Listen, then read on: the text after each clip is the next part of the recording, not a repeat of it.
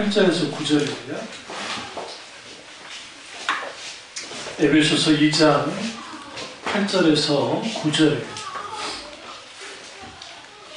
자, 읽겠습니다. 너희를 그 은혜에 의하여 믿음으로 말미암아 구원을 받았으니 이것은 너희에게 난 것이 아니요 하나님의 선물이라. 행위에서 나는 것이 아니니 이는 누구든지 자랑하지 못하게 함이라. 아멘. 말씀 제목은 믿음의 합격점 두 번째 시간입니다. 믿음의 합격점 두 번째 시간입니다. 성경에서 아주 강조하는 것이 믿음입니다. 우리가 믿음이 있어야 이제 실제로 하나님의 구원의 은혜가 있고, 또 믿음이 있어야 실제로 하나님과의 관계 속에서 실제로 관계를 가지며 살아갈 수가 있습니다. 신앙의 출발은 그 믿음으로 시작됩니다. 믿음이 있는 자가 하나님의 사랑을 경험하고, 하나님의 사랑을 경험한 사람이 하나님의 소망의 인내를 우리가 분명하게 알게 되게 됩니다. 그렇기 때문에 우리는 반드시 우리의 믿음이 어떠한지를 볼 필요가 있습니다. 성경에 보면 오늘 뭐라고 표현하냐면, 오늘 본문에서 에베소서 2장 8절을 9절에 읽었잖아요. 너희는 그 은혜에 의하여 믿음으로 말미암아 구원을 받았으니 집중하셔야 됩니다. 그러니까 믿음은 뭐냐? 믿음도 하나님의 은혜에 의하여 주어지는 거야. 구원은 어떻게 받아요? 믿음으로요. 그러나 너희가 얻은 구원은 은혜라, 믿음으로 얻은 것이다 하고 로마서 3장이나 4장을 보시면 분명히 말합니다. 그러니까 구원은 결국은 믿음으로 말미암아 구원을 받는다고 하지만 실질적인 하나님의 은혜가 있어야 구원을 받습니다. 그러면 왜 성경에 자꾸만 믿음을 등장시킬까요? 이상할 정도로. 계속적으로 믿음을 강조해요. 구약이든 신약이든 어디든 상관없이. 그리고 어떻게 하면 의롭게 될 수 있을까에 대해서도 분명하게 말을 하고 있습니다. 왜 성경은 자주 믿음을 강조하는 것인가? 이것은 잘 들으십시오. 인간은 100% 믿음을 가질 만한 능력이 없기 때문에 그렇습니다. 사실 무슨 말이냐? 인간은 완전히 타락할 수 있는 가능성 100%, 하나님께 구원받을 수 있는 가능성 100%예요. 물론 이제 성결교나 감리교나 알미니안 영향을 받으신 분들은 인간이 믿음을 가질 수 있는 가능성을 가지고 있다라고 가르치거든요. 그거는 좀 관점의 차이예요. 사실은 성경에서는 모든 믿음은 인간으로부터 시작되지 않아요. 물론 이건 있죠. 내가 하나님을 믿어야 믿게 되는 거잖아요. 그런데 우리 장로교에서는, 또 성경에서는 그 내가 믿으려 하는 그 자체에도 이미 하나님의 은혜가 있다는 거예요. 이걸 이제 신학적인 용어로 선제 은총이라고 불렀어요. 하나님이 먼저 주시는 은혜가 있어요. 은총이 있어요. 그 은총 속에서 뭐하느냐? 이제 하나님의 구원의 역사가 나타나는 것을 보게 되어집니다. 그러면 오늘날 우리가 하나님을 경험한다 할 때 그 경험은 어떻게 할 수 있느냐? 우리가 하나님을 경험하려면 믿음으로 하지 않는 모든 것은 죄라고 성경에 말하는 것처럼 오늘 우리의 삶 속에서 자주 가깝게 하나하나씩 뭐 해야 되느냐? 믿음으로 말미암아 되어진 일들이 많아요. 그리고 그것을 통해서 우리는 뭐 하게 되어지냐면, 그 믿음의 역사가 나타날 때에 그것을 가지고 내 자녀에게 아니면 어떤 사람에게 이 믿음의 영향력을 끼쳐야 돼요. 믿음의 합격점은 첫 번째로, 이제 지난주와 달리 보겠습니다. 첫째로 믿음의 영향력이 있어야 돼요. 그래야 합격받을 수 있는 믿음이에요. 여러분의 믿음은 어느 정도 영향을 끼칩니까? 여러분의 자녀들에게 얼마나 영향을 끼치나요? 저는 우리 아이들에게 특별하게 막 그렇게 강조하지 않습니다. 그러니까 제가 잡아다 놓고 이런 게 어떤 것이고 저런 것이고 제가 좀 깊이 있게 막 다뤄줄 수 있어요. 제가 여러분이 교만하게 될지 모르지만 그 정도로 아이들한테 할 수 있는 능력은 돼요. 제가.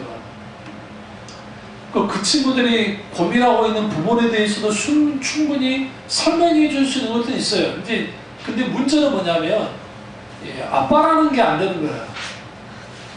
뭐 뭔지 아시죠? 아빠이기 때문에 잘 안 돼요. 제가 잘 알고 있어요. 그래서 그들이 가지고 있는 고민거리들을 가지고 주님 앞에 나아가야죠. 나아가서 인격적인 하나님을 경험하여 하게 될 때 거기로부터 뭐 하게 되어지느냐? 이제는 비로소 모든 시작되는 거야. 우리는 누구로부터 태어났어요? 부모님을 통해서. 어느 집안에서 태어났습니다. 그리고 우리 인생은 그렇게 시작됐습니다. 그러나 인간은, 실질적인 인간이 살아가는 것은 인격적인 하나님을 만나서 중생의 체험을 했을 때 다시 살아나는 역사가 나타나요. 그 다시 살아나는 역사 가운데 내 인생이 이제 시작되는 거예요. 육신은 부모를 통해서 태어나지만 우리의 영혼은 하나님으로부터 성령을 통해서 다시 태어나야 돼요. 그게 인간이에요. 엄밀히 말하면 중생의 역사를 경험하지 못한 사람들은 아직 인간이 아닌 거예요. 그래서 반쪽 인간인 거예요.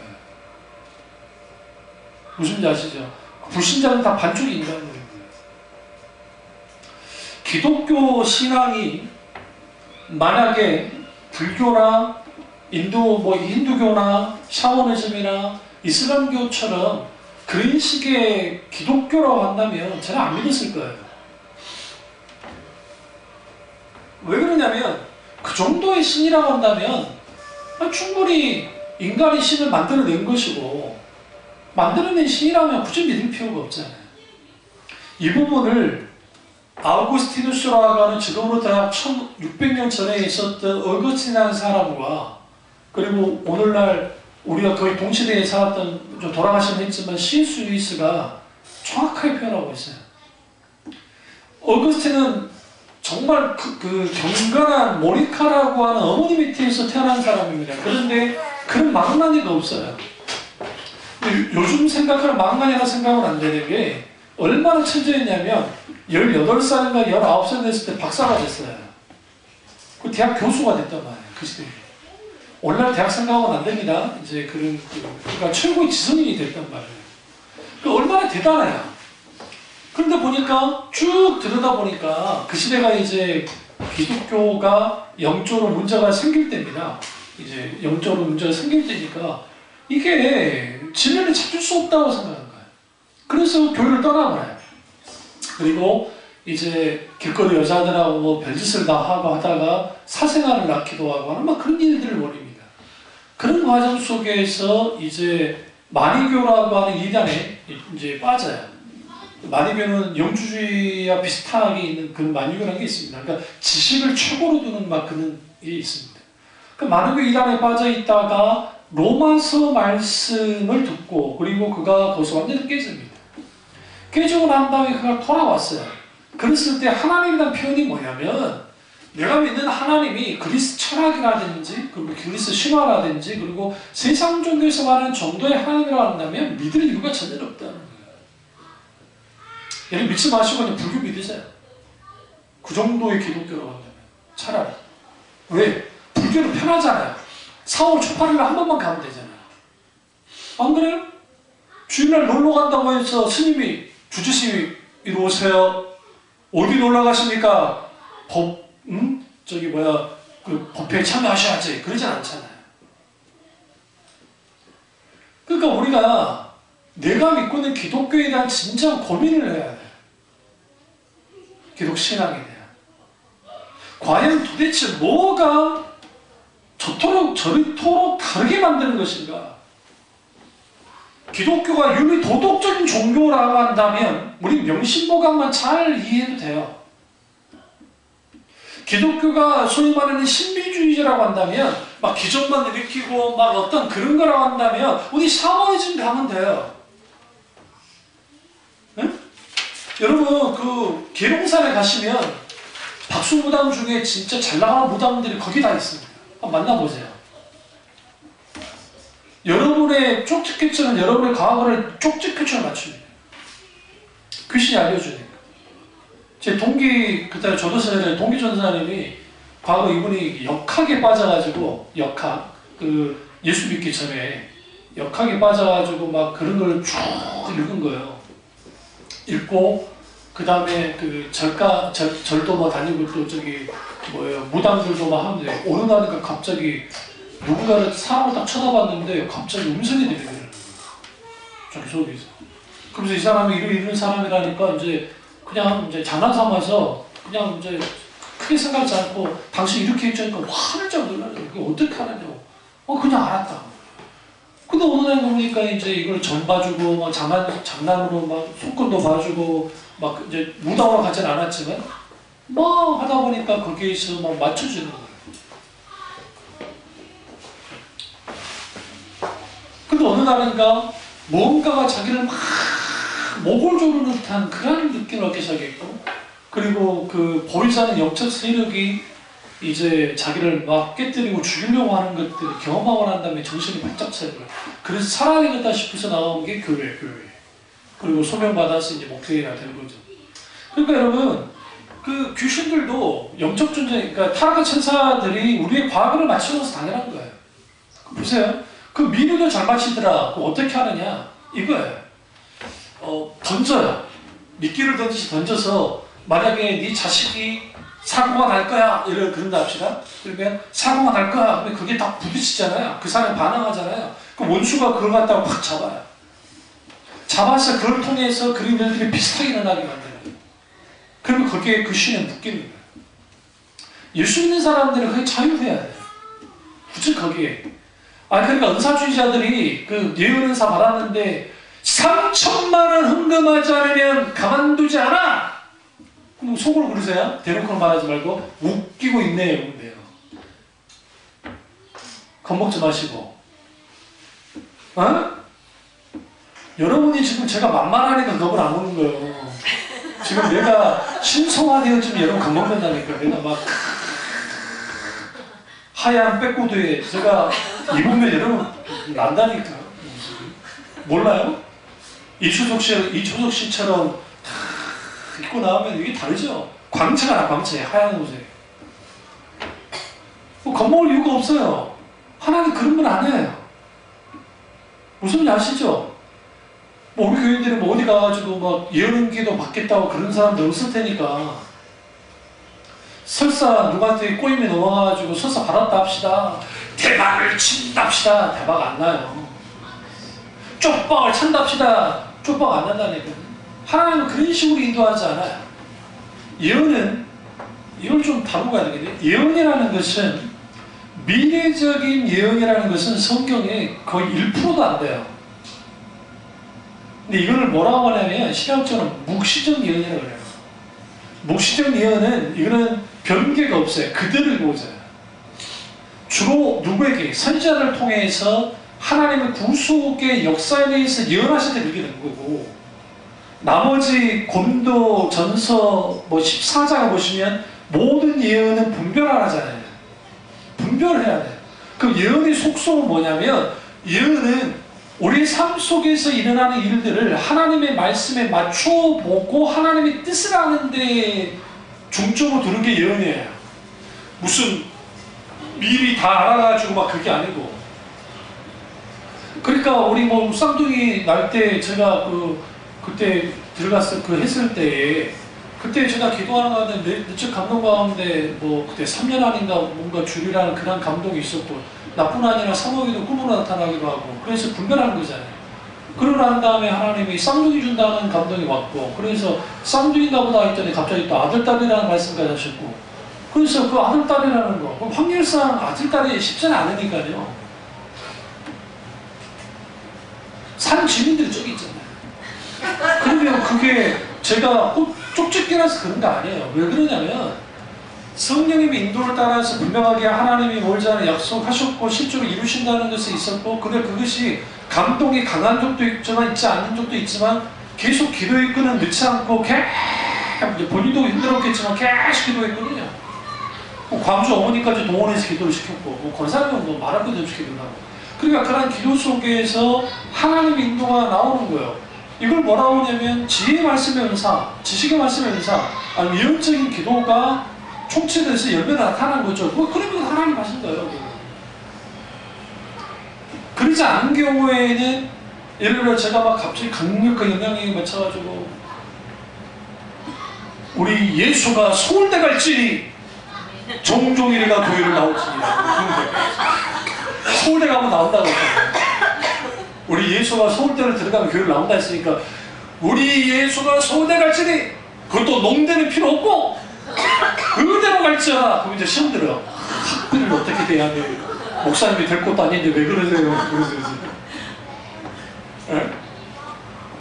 그러니까 그런 식의, 그럼 이제 사람들이 종교심을 이용해서 그것으로 사람들을 탁 묶어요. 예를 들어 아픈 사람들에게 기도한다고 하면서 막 아프잖아요. 그러면 그 아픈 사람의 약점을 잡아가지고 하는 거예요. 그 뉴스에 간간히 나오죠. 뭐 기도해주면 낫는다 그래가지고 뭐 5천만 원을 뭐 저기 했다느니 뭐 했다느니 중도 그렇고 뭐 소위 목사라는 사람도 그렇고 뭐 여자 은사주의자들 그 짓들을 하는 이유가 뭐냐면 사람의 약점을 이용해서 그들의 그 물질이든 그들의 뭐 소위 말하는 시간이든 뭐든 다 빼앗을 거예요. 분별해요. 분별해요. 그리고 제가 늘 말씀드리지만 진짜 무당과 은사주의자 진짜 막 좀 강한 은사주의자들의 눈매가 다 싸나와요. 이상할 정도. 왠지 아세요? 독해서요. 독해서. 독해서. 그 눈을 피하지 말진저 들다 보란 말이에요. 선한 눈으로. 네? 우리 그 고양이죠. 고양이. 슈렉에 나오는 고양이처럼 쳐다보란 말이에요. 분별해요. 그럼 왜 성경은 믿음을 그토록 강조할까요? 믿음의 합격점에 있어서 가장 중요한 것은 우리의 믿음이 어떤 믿음을 갖고 있느냐. 당연히 성경적 믿음을 가져야죠. 그러나 거기에서 중요한 건 뭐냐면 우리의 믿음이 결국은 하나님과의 관계 속에서 나와 하나님을 연결시킬 수 있는 수단이라는 것은 믿음 외에는 없어요.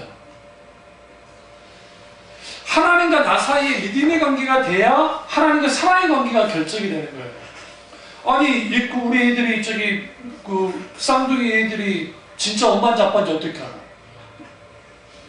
내가 당장 지금 말하면 큰일 날 수도 있어. 다리 밑에서 주워왔다고. 우리 이삭이 시험 들고 갔죠. 전화했대요. 5살 때 당했어, 본인한테. 몸은 잘 쓰죠? 아니라고 하니까 이삭이가 어미네 무슨 집에 가서 울었다니까요. 순진한 놈이에요.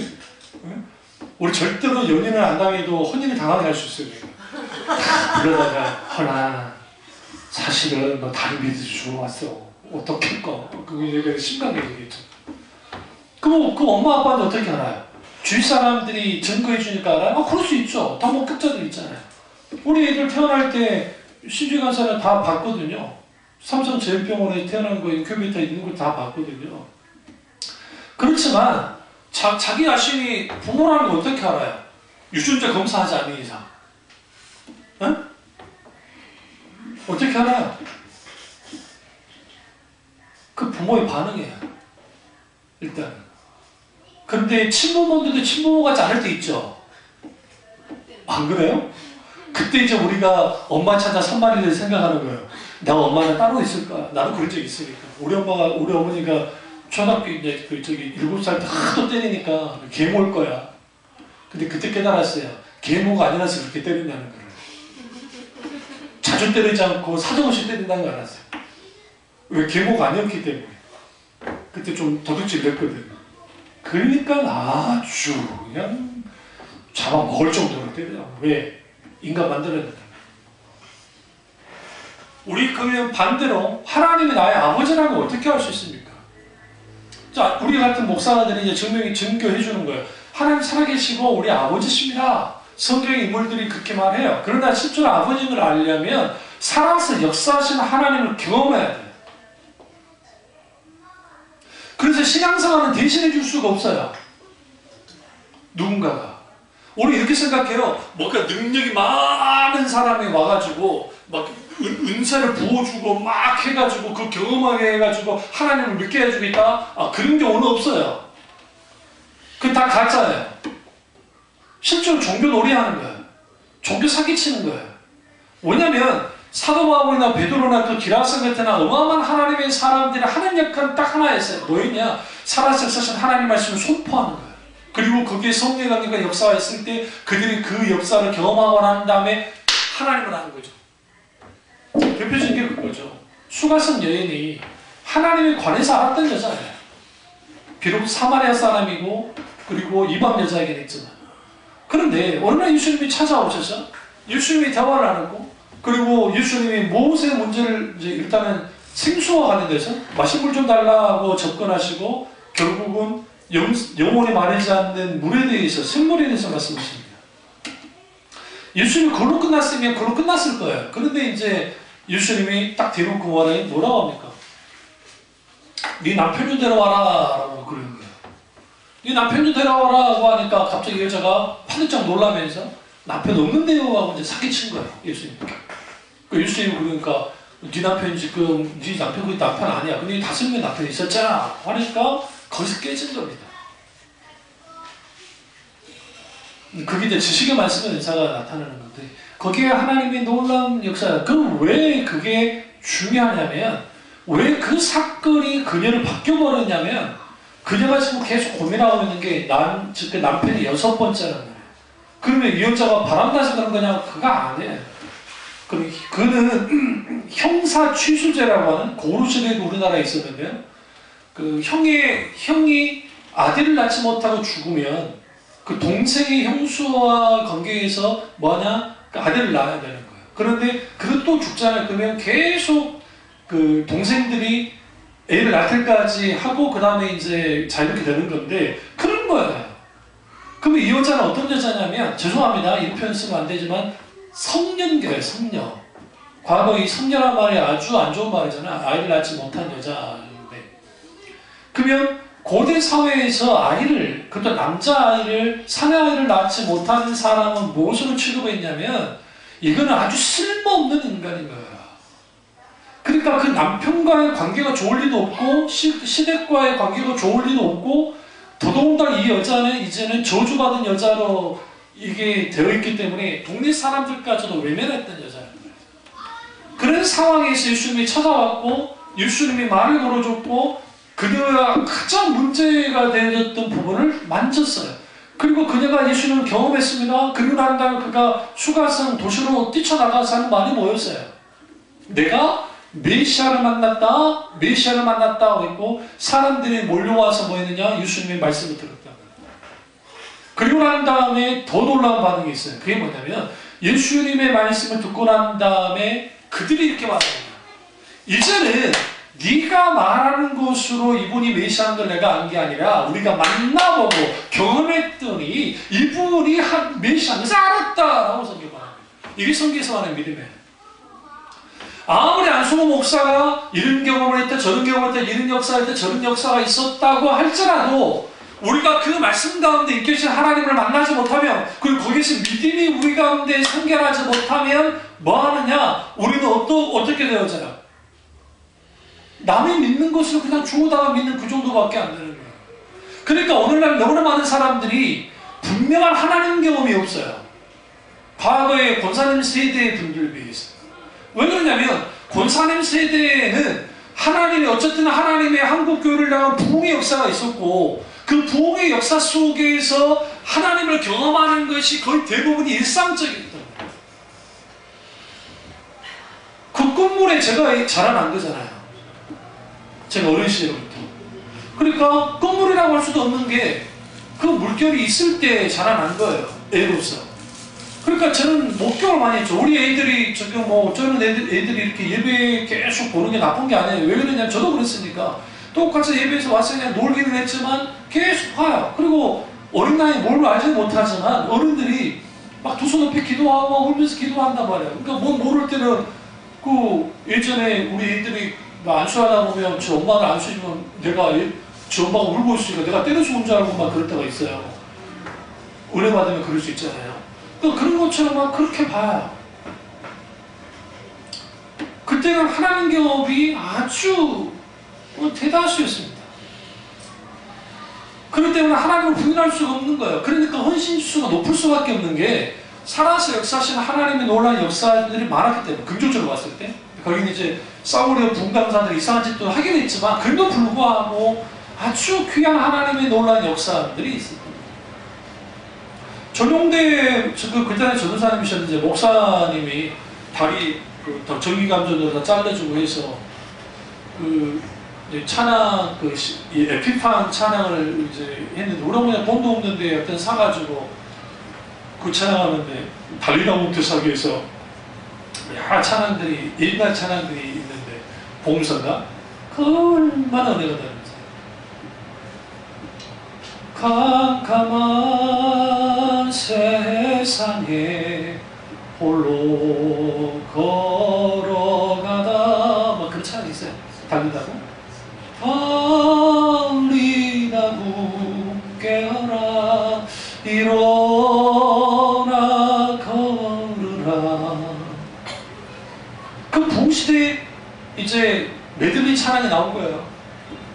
참참참 비 흐르신 내게 강같은 평화 할 수 있다 하시리는 나의 능력 주 하나님. 그걸 나오는 거예요. 어? 불로 충만하게 하소서 비늘의 말을 불과 주시는 나의 음정박자 다 무시하고 보비론의 성령 내게는 주옵소서. 지금도 그런 교회들이 있어요. 아니 그러니까 그렇게 한다고 나쁘다는 거 아니에요. 근데 이제 그 메들리 찬양이라는 것들이 봉짝의 성격과 비슷해요. 진짜. 그러니까 그 노래교실에서 노래교실 할 때 노래할 때 쉬던가요? 절대 안 쉬어요. 쉴 시간을 주지 않아요. 음악은 계속 돌려. 우리 저기 밑에 우리 여기 교회 내려가서 쭉 보면 에어로빅 하는 비슷한 거 지하에 있잖아요. 그 댄스가 뭔지 모르는데 그거 음악이 끊어지는가요? 아니요. 계속 구각 그럼 거기서 운동을 하는 거죠. 힘들지 않게. 그런 식으로 찬양을 한 30분 동안 해보세요. 안 열리던 저기 마음이 열려요. 왜 열려요? 일단 혈액순환이 잘 돼요. 때리니까. 건강 좋아요. 혈액순환이. 일단 잠도 깨고, 그리고 이제 기분이 신이 났어요. 그리고 마음이 열려 있어요. 그러니까 그게 설교할 때 거기를 이렇게 하는 거죠. 근데 정작 하나님을 향한 찬양했느냐 아니었느냐는 이거는 들여다봐요. 물론 그 안에도 하나님 은혜가 분명히 있었어요.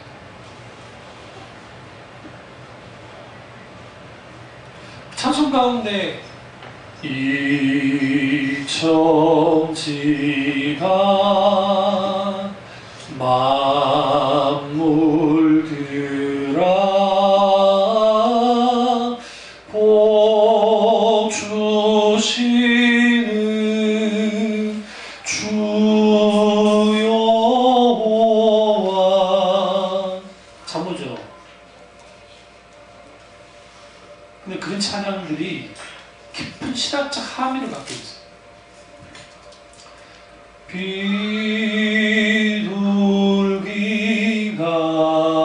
비둘기같이 온유한 주님의 은혜로 막 그런 찬양 있잖아요. 그 비둘기 같은 그것도 마찬가지잖아요. 거친 마음 어루만지사 내게 부어주옵소서. 거기에 하나님을 향한 그런 찬양 가운데 됐을 때 거기에 하나님의 은혜가 있고, 믿음이라는 것은 결국은 관계적이고 그 믿음이 우리 가운데 실제로 되어지려면 누군가한테 배우는 것이 아니고 실제로 성경에서 말하는 인격주신 하나님을 경험해야 돼요. 알아야 돼요. 그래서 여러분 우리의 믿음이 그러면 어떻게 하면 이제 그 합격할 수 있느냐? 합격자 말하는 거니까 두 번째는 이거예요. 과연 내가 만난 하나님이 하나님이시다 라는 것을 알아야 되고 하나님이 이런 분이다 라는 것을 알아야 돼요. 그러니까 성경에서 말하는 하나님이 정말 하나님이셨구나, 그리고 하나님은 이런 분이시구나가 분명하게 있어야 돼요. 누군가가 물어봐요. 하나님이 살아계시다고 하면서 그러면 하나님 만나봤수? 만났다는 것을 분명하게 증명할 수 있고 증거할 수 있어야 돼요. 근데 그게 쉽지 않잖아요. 왜 쉽지 않아요? 대부분이 간증을 통해서, 누군가의 간증을 통해서, 목사님의 설교를 통해서, 어떤 걸 통해서 하는데 실제로 하나님과 일대일의 관계 속에 만나는 하나님 경험이 분명하게 있어야 돼요. 이게 아주 중요해요. 그러니까 대단하고 막 큰 만남을 말하는 게 아니에요. 모세처럼 그렇게 막 다이나믹하게 만나는 경우는 거의 없어요. 하나님이 그를 민족의 지도자로 불러서 하나님이 하기 위해서 그러는 것이고, 성경 보시면 아모스는 뽕밭에서 일하고 있다가 하나님의 부름 받았어요. 뽕치기 하다가 거창하지 않아요. 성경 보시면 하나님이 불렀던 사람들 중에 그렇게 막 대단하게 만나는 경우가 그렇게 많지 않아요. 솔직히 더더군다나 선지자들 들여다보면. 예레미야 같은 경우는 이게 더 웃긴 게, 나이가 17살도 안 된, 대본학자는 약 16살 정도는 볼 텐데, 많게는 18까지 가요. 그런데, 아니, 자리 너네한테 와가지고 내가 너한테 소명 줄게 하면서 막 그러는 거예요. 그러니까, 예레미야가 뭐라고 하는 게 있어요? 나는 아이입니다. 아이인데 어떻게 선지자도 하겠어요? 여러분, 이게 아주 예레미야는 정당한 말을 하고 있는 거예요.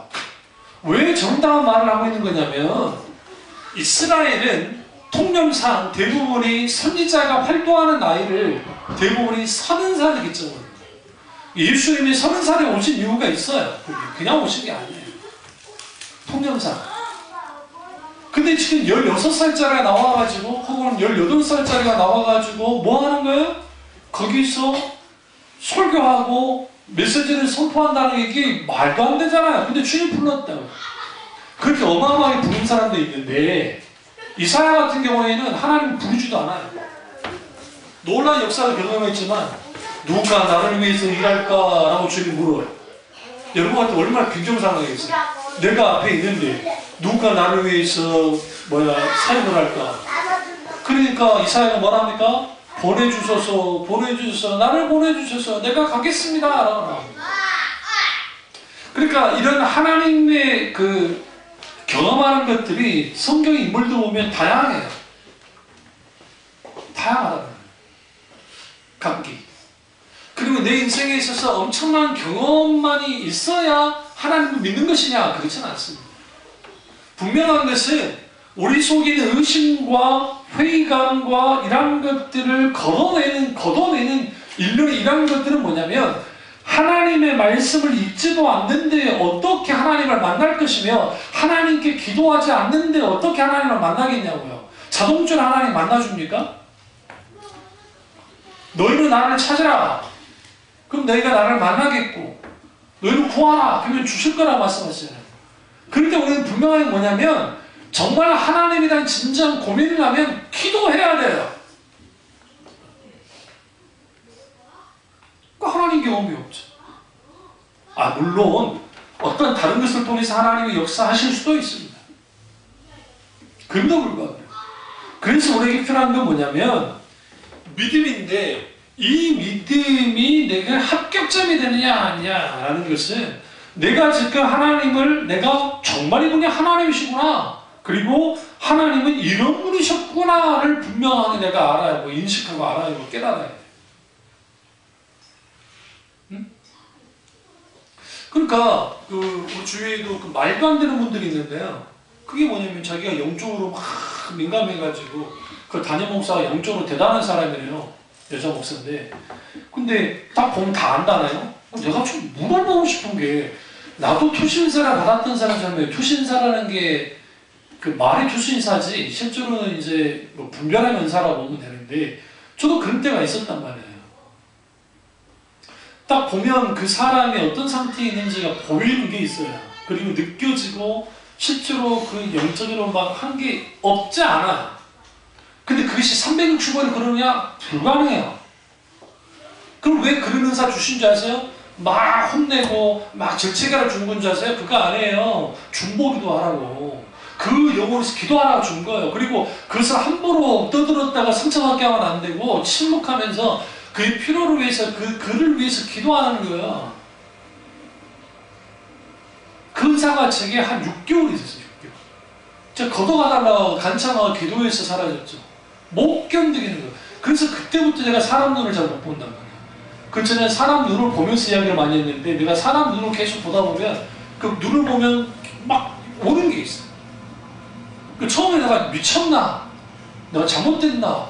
근데 이게 보니까 넌지시 그 당사자한테는 물어보지 않고 이제 그 좀 친한 사람한테 물어보면 내가 말했던 말은 막 화들짝 놀라는 거예요. 이거 어떻게 알았냐고, 어떻게 들었냐고. 아, 진짜 알았다고. 일단 저기 비유를 해달라고. 그러면서 기도하는 거죠. 그러니까 이러한 뭐 영적으로 뭐 대단해가지고 막, 여러분, 그거는 자기 소위 말하는 자기 카타르시스에 탁 빠져 있는 거예요. 아니, 사도 바울이 그 얼마나 대단한 사람입니까? 하나님의 종 중에 예수님을 가장 닮은 사람인데, 하나님께서 그런 역사를 하지 않는다는 건 아니에요. 그러나 그것이 늘 그러진 않아요. 네?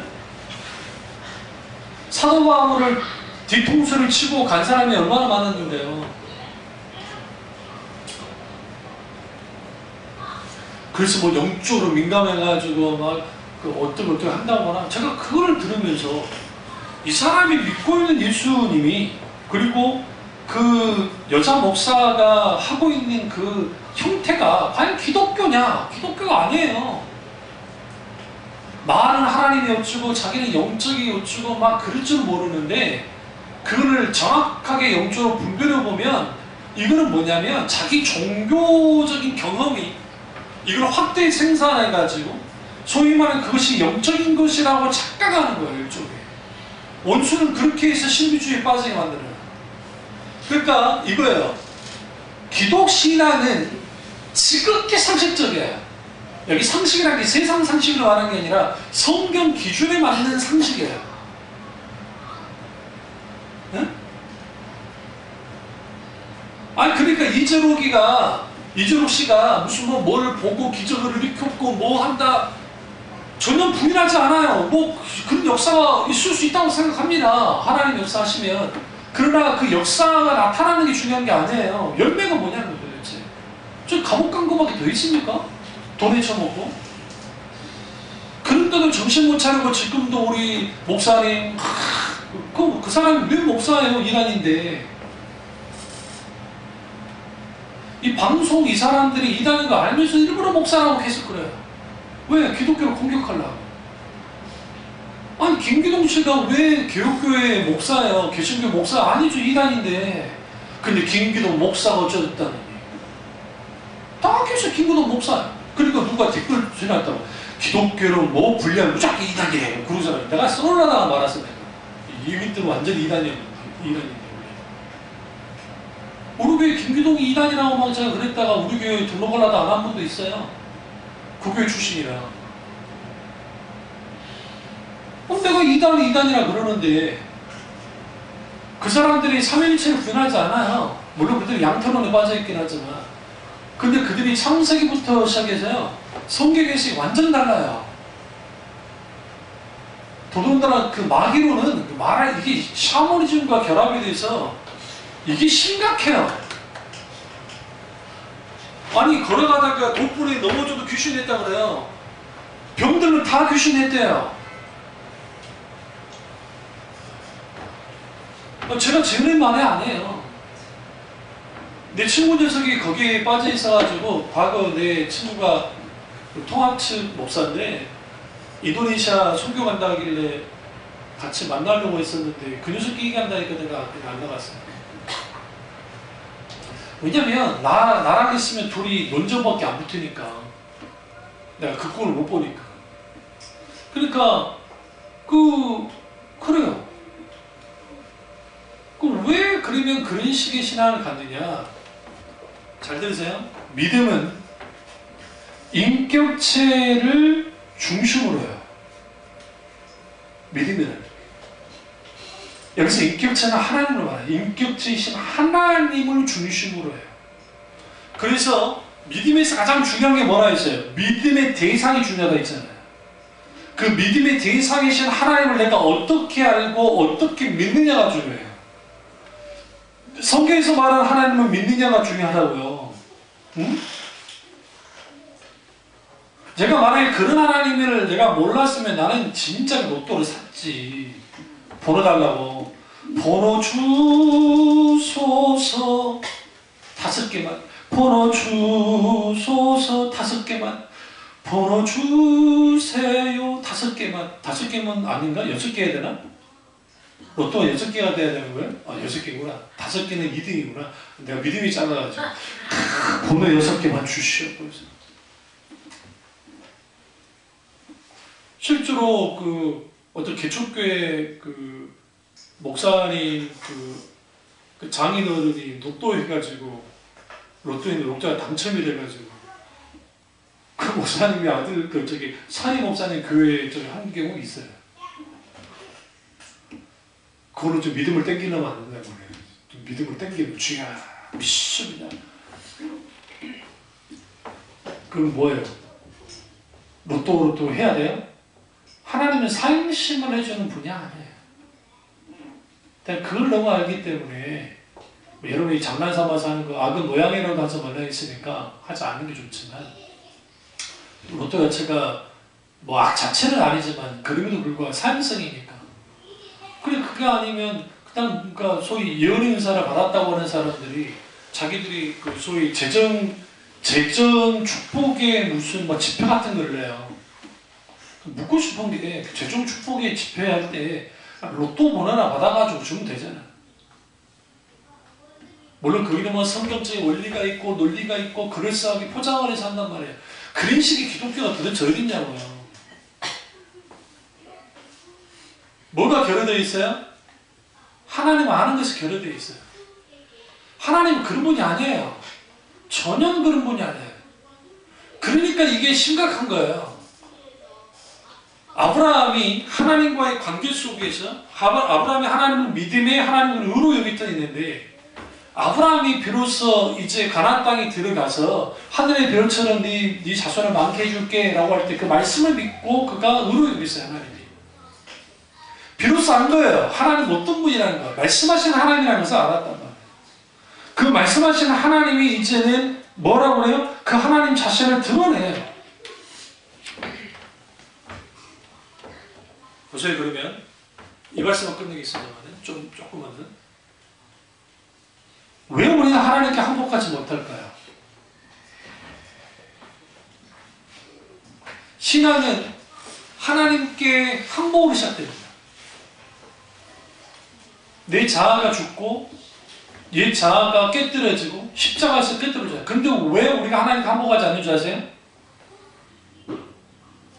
하나님의 인격의 크기가 우리보다 크지 않아서 그래요. 우리가 그렇게 여기는 거예요.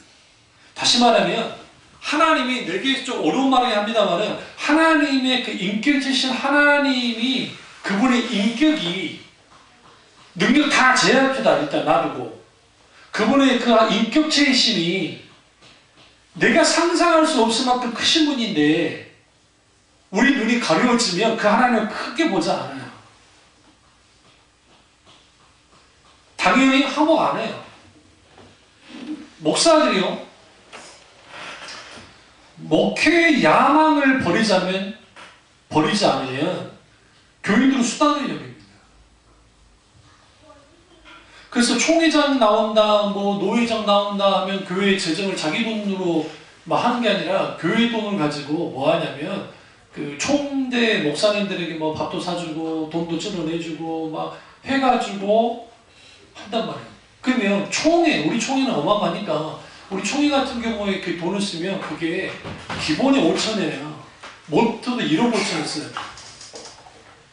요즘 국회의원 선거 그렇게 하면 난리가 나죠. 큰일 나죠. 감옥 가죠. 끝장 나잖아요. 국회의원 선거는 그러니까 우리 교단에 그걸 막으려고 뭐 한 거예요?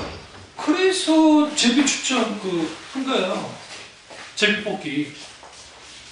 근데 이걸 또 없애자고 하는 사람들이 나와요. 너무 또 안 된다고 그러면서. 그럼 왜 그렇게 될까요? 그 이유는 뭐냐면 하나님의 인격의 크기 앞에 항복해야 돼. 그럼 인격의 크기가 뭐냐? 그 크기는 뭐냐면 인격체이신 하나님을 어떻게 해요? 내가 받아들일 수 있는 크기가 돼야 돼요. 내가. 근데 그게 인간은 불가능해요. 그래서 뭐가 필요하냐? 내 인격이 혹은 내 자아가 그리스도의 십자가 앞에서 죽어야 돼요. 깨져야 돼요. 그러니까 하나님의 크기는 나를 감싸고 나를 항복할 수 있는 크기예요. 누가요? 그 하나님이. 그 하나님을 알고 만나야 돼요. 이게 좀 신학적으로 말하는 건데 실제로 이거예요. 시편을 여러분이 딱 성경을 읽어보시면 시편의 내용들이 우리는 그냥 이걸 신호만 보고 기도만 보니까 그렇지 이거를 하나님의 관점에서 그리고 쭉 들여다보시면 하나님에 대한 표현들이 아주 직접적이고도 실제적이에요. 그러니까 다른 부분은 로마서 같은 경우가 하나님에 대한 표현이 많이 나와 에베소도 그런 게 있지만 시편은 직접적이에요. 왜 그러냐면 시편은 그리고 욥기, 시편, 잠언, 전도서, 아가까지 이걸 시가서라고 그러는데 이 시가서는 철저하게 하나님 경험에서 나온 고백들이에요. 그래서 그 하나님에 대한 그들의 반응이 어떤 반응이냐면 아주 정확해요. 직접적이에요. 그리고 실제적이에요. 돌리지 않아요. 주 여호와는 광대하시도다. 우리 찬양가도 주 여호와는 광대하시도다. 그 거룩한 목성에서 찬양할지어다 하면서 막 그런 찬양하잖아요. 그 찬양할 때는 근데 막상 시편을 읽어보면 그러지 않은 사람도 있거든요. 왜 그러느냐? 주님이 주 여호와가 광대하시다는 게 뭔지를 몰라서요. 단순히 그분이 넓다는 게 아니에요. 일단 우리는 뭘 생각해야 돼요? 우주를 생각해야 돼요. 지금 우주는 지금도 팽창하고 있다고 봅니다. 지금도 우주는 넓어지고 있어요. 그래서 우주는 측정이 불가능해요. 그럼 어느 정도 넓어지고 그냥 빛의 속도로, 그러니까 빛의 속도로 막 넓어지고. 그래서 과학자들이 어느 정도, 어느 시점 되어지면 우주가 다시 폭발할 거다라는 게 뭐냐면 너무 팽창하게. 근데 그 우주를 만드신 분이 누구예요? 하나님이세요. 그럼 그 하나님의 광대함은 뭡니까? 우주보다 큰 광대함이잖아요. 그 한 사실만 해도 우리가 믿는 하나님이 그저 그런 하나님이 아닌 것은 아니에요. 그러니까 하나님은 하나님 크기로서 그 크기의 하나님께 인격적으로 내가 어떻게 항복하고 그 하나님 크기가 어떠한지를 알게 되어지면 내 믿음이, 잘 들으세요? 우리의 믿음의 크기라는 것이 내가 신뢰하고 확신하고 믿는 정도의 크기가 아니라 하나님을 내가 인격적으로 하나님을 신뢰하고 믿고 따르기 때문에 뭘 해요? 하나님 크기의 믿음을 갖게 돼요. 하나님 크기의 믿음을 가지면 하나님은 어떻게 역사하느냐? 하나님이 크기의 역사를 한다고요. 참의 중앙교회가 지금 별거 아닌 교회이고 별거 없는데 하나님이 어떤 상황에서 어떻게 하나님 역사할지 몰라요. 뭘 그러냐면 모든 부흥의 역사 가운데 하나님이 한 사람을 들었을 때에 그 사람을 통해서 불과 6개월 만에 나라를 뒤집기도 했고 한 사람으로만 돼요. 이게 왜 그런 일들이 벌어질 수 있냐면 하나님은 계속 지켜봐요. 그 사람이 어떻게 하나님과의 관계 속에서 어떤 믿음을 갖고 있는지. 여러분 사무엘이라고 한 인물이 나왔기 때문에 사사시대가 종지부를 찍은 거예요. 마침표를 찍은 거예요. 그리고 다윗과 사울에게 이렇게 갈 수 있는 거를 막 했던 사람이 사무엘이에요. 사무엘이라는 어제 기름 부음의 사람이었던 사무엘이 없었다고 한다면 다윗은 없어요, 사실은. 왜요? 마지막 사사이자 선지자이자 대제사장이었기 때문에. 그리고 그 사무엘이 누구의 예표냐? 예수 그리스도를 정확하게 예표하고 있어요. 한 시대의 조류를 하나님은 그렇게 바꿔요. 그러면 여러분의 믿음의 영향력은 어느 정도 됩니까? 다시 돌아가서 첫 번째 제가 했죠. 여러분의 자녀들에게, 여러분의 가족들에게, 여러분 부모님들에게, 여러분의 일가 친척들에게 얼마만큼 믿음의 영향력을 끼칩니까? 왜 믿음의 영향을 끼치지 못한 줄 아세요? 본전치기를 하려고, 본전치기 하려고 하니까. 가족들 간에 여러분, 여기 재산 n분의 많아잖아요. 얼마나 불쌍해. 너무 많아. 여기 딱 둘이잖아요. 여기가 제일 낫지. 굳이 따지면. 안 그래? 여기거든. 그때, 하필 우리 어머니도 아들빠지만 저쪽도 만만찮은 아들빠더라고. 우리 경륜이 졸업한다고 줄 때 30만원 주셨거든요? 그렇죠. 우리 아들 이번에 한 달 50만원 주셨어. 기분이 별로 안 좋았어. 아들놈한테는 50만원 주고 딸한테는 30만원 줬다니까. 물론 이후에 우리 어머니가 우리 경륜이 저기 입고 다니는 거 있잖아요. 그 롱패딩은 어머니가 광주 어머니가 사준 거긴 하니까 가격은 똑같아요. 50만원 똑같이 되긴 했지만 그래도 기분이 별로 좋지 않더라고요. 그래서 또 우리 딸한테 말 안 했어요. 50만원 줬단 말 안 했단 말이에요. 그러면 우리가 그런 일이 있을 때에 예수 믿는 사람들이 돈 논리 가지고 막 싸우고 짓기만 안 돼. 억울하더라도 때로는 손해봐버려요. 인격의 가마력이 믿음의 영향력을 끼칩니다. 주님 때문에. 그럼 여러분 그만 하나님 가만 계실까? 그렇지 않아요. 하나님은 반드시 그 부분에 의해서 복 주십니다. 여러분 돈에 안 달아가지고 막 하는 사람도 있죠. 지금 막 잘 사는 것 같죠? 걱정하지 마세요. 번 놈 따로 있고 뜨는 놈 따로 있어요. 제가 정확하게 말씀드릴게요. 네? 여러분 가족들 중에 재산 자기 혼자 다 아니 우리 어머니 밑에 있는 우리 밑에 그 동생 우리 이모가 그 집이 홍씨 집안으로 대대적으로 엄청난 부동이에요. 근데 자린고비처럼 돈도 안 풀어요. 지금도 60이 넘은 우리 이모가 내분이 70인데 지금도 돈 타다 써요. 우리 어머니가 늘 욕해요. 그래서 저걸 한다고 막 보는 거. 근데 그 집 둘째 아들이 알아서 다 써주시잖아요. 사고 쳐가지고. 그래서 농 팔고 밥 팔고 별짓을 다 해요. 알아서 다 해주세요. 그래서 여러분 돈을 막 쫓는 것 같이 어리석은 게 없어요. 차라리 이렇게 기도하셔야 돼요. 우리 자녀들이 믿음의 가문으로 연결되어짐을 통해서 하나님께서 그 안에서 저 아이들을 통해서 하나님 이루실 일들이 있으면 돼요. 그러면 저기에서 하나님이 위대한 사람이 나오기도 하고 잘하는 사람이 나와요. 근데 그들이 자기만 잘 먹고 잘 살까요? 그렇지 않아요. 그걸 가지고 뭐 하겠어요? 나누는 거예요. 이번에 빅투구가 난리잖아요. 근데 조효정이라는 그 친구와 나머지의 차이가 뭔지 아세요? 마동석이라는 친구도 좀 내가 내용 보니까 좀 문제가 있더라고. 근데 저 같으면 설사 그렇다 치더라도 법원까지 갔잖아요. 뭐 소송까지 갔어요. 그러면 내가 능력 때문에 난 무조건 갚아요. 그냥 사과하고 일단 그 이유가 뭔지 아세요? 이렇게 더 많아요. 그리고 그 사람들의 아픔이 있죠. 얘는 직접 조효정이 직접 가가지고 만나서 했다가 내가 그거 보면서 참 다시 봤어요. 다시 봤다. 누군가가 조언해줬겠죠. 그리고 그 말을 따랐겠죠. 그거 아주 지혜로운 거예요. 지금은 사람들이 그게 별거 아닌 것처럼 보이지만 이후에 그 그릇의 크기가 나오는 거예요.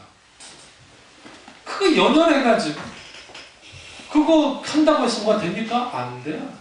그래서 우리 예수 믿는 사람들은 반드시 뭐가 필요하냐면 손해봐요. 그리고 그 인격의 크기를 통해서 뭐 해야 돼요?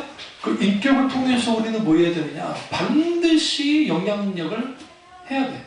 그러니까 엄마한테 할 때도 막 그 본전 차지를 하지 말고 그렇게 해야 된다. 그게 감화감정이 있는 거예요. 근데 그게 안 되죠. 욱하고 나와가지고. 왜 안 돼요? 이 모든 인간은 자기가 손해보려 하지 않아요. 근데 유일하게 손해보는 존재 있죠. 자식들한테 손해보잖아요. 대부분 부모들이. 안 그런 부모도 있긴 하지만.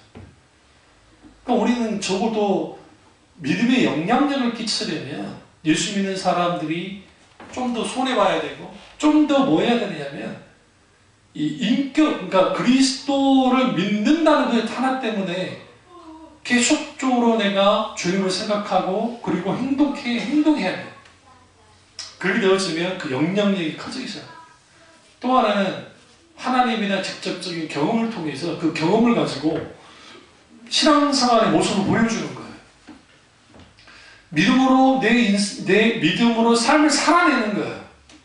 삶을 살아내는 것을 통해서 뭘 받았냐면 너를 보니까 하나님 살아계신 것 같아. 제 자랑은 아니지만 제가 군대 제대했을 때에 그래도 제가 군복무 잘했다고 생각했던 건 뭐였냐면 내 상사가 나를 했을 나를 전혀 이해하지 못해. 그것도 술자리에서 말했다고. 나 제대한다고 잠깐 말을 해줘가지고 뻔히 내가 전도사를 알면서도 응?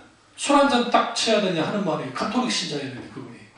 그리고 이제 날라리 카톨릭 신자 그리고 이제 성당도 잘 안 다녔다. 근데 그분이 그러더라고요. 내가 너 보니까 하나님이 계신지를 알겠다. 제가 한 게 하나도 없어요. 뭐밖에 없냐면 농땡이 안 치고 일하고 내 밑에 있는 애가 하도 일을 못하니까 제가 정말 재단 직전까지 일을 하고 하다가 이제 서강대에 다니는 내 쫄미 녀석 하나 들어와가지고 좀 똘똘한 애가 들어와가지고 그 일을 가르쳐가지고 정확히 딱 2개월 좀 편하고 나갔어요. 근데 들리는 소리가 나는 그것을 얼마나 감사한지 몰라. 내가 무슨 그런 것도 없고 그 양반한테 내가 설교를 하겠어요. 뭐 하겠어요. 물론 내가 신호회에서 제가 설교한 적은 있지만 딱 한 번 설교했고 근데 그 말을 했을 때에 그분이 뭘 하냐면 하나님이 함께 하시고 하나님이 놀랍게 역사함 속에서 그렇게 살아가면 그 영향력이 생겨요. 그 영향력이 생길 때 거기에서 뭐가 되어지냐면 내 주위에 있는 사람들이 주님을 믿게 된다는 거예요. 지금 여러분 주위에 가장 큰 아픔 속에 있는 사람도 있습니까? 우리 교회까지 데려오지 못한다 할지라도 반드시 주님을 계속 뭐해야 돼요? 전해야 돼요. 왜? 가장 연약할 때 주님을 만날 수 있는 시기이기 때문에. 그리고 그들이 그 아픔 속에서 주님을 만나고 구원받잖아요. 손을 켜도 없잖아요. 오히려 하나님께 온전히 감사하게 되죠. 이처럼 우리가 정말 믿음의 합격점은 그냥 되어지는 것이 아니라 하나님께로 되어진다는 사실을 알고 진정한 믿음의 합격자가 되시기를 주님의 이름으로 축원합니다. 기도하겠습니다. 기도하실 때 이 말씀